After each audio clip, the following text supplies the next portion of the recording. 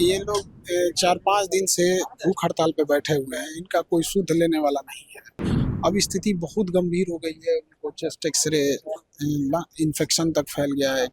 कहीं ना कहीं आयोग को अपनी भी साख बचाने की जरूरत है कि कुछ न कुछ तो आयोग को भी सोचना चाहिए कि कोई बच्चा बेचारा परीक्षा देने के बाद अगर 5 दिन से भूख हड़ताल पर बैठा है तो उसको कितनी दिक्कत होगी यहाँ पर।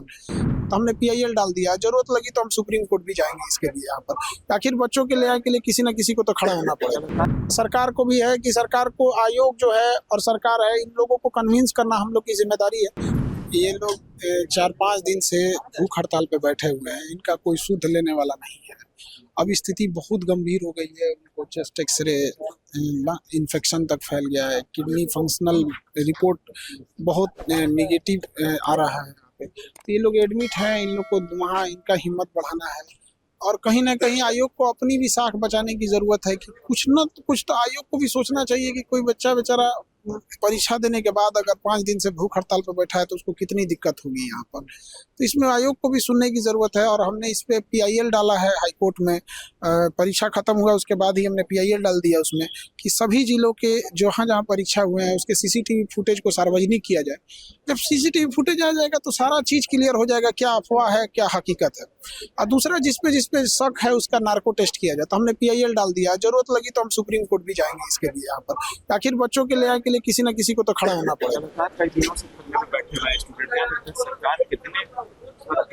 देखिए आयोग को इस पे तो सोचना पड़ेगा यहाँ पे कि कहीं ना कहीं बच्चों के हित में सोचे। सरकार को भी है कि सरकार को आयोग जो है और सरकार है, इन लोगों को कन्विंस करना हम लोग की जिम्मेदारी है।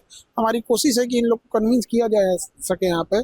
और हाईकोर्ट का जैसे अब चूंकि छुट्टी हो गया इधर हाईकोर्ट में, वरना वहाँ से हम लोग सीसीटीवी फुटेज ले लेते तो हम लोग साक्ष्य भी दे सकते थे यहाँ पे। क्योंकि आयोग तो एक बार में झाड़ देता है कि भगा देता है बच्चों को कि हम ऐसा कुछ नहीं हुआ है। तो कहीं ना कहीं बच्चे साक्ष्य कहाँ से लाएंगे। तो साक्ष्य लाने के लिए एक सीसीटीवी फुटेज ही माध्यम हो जाता है। अभी तक सरकार कुछ रिस्पॉन्स दी है आप लोग के करने का या प्रोटेस्ट का? अभी कुछ मतलब मिला जुला रिस्पांस है, लेकिन ऐसा कोई रिस्पांस नहीं है कि जिससे बच्चों को राहत मिल सके यहाँ पर। अभी हम लोग उसमें आगे और बात आगे कन्विंस करेंगे, बढ़ाएंगे।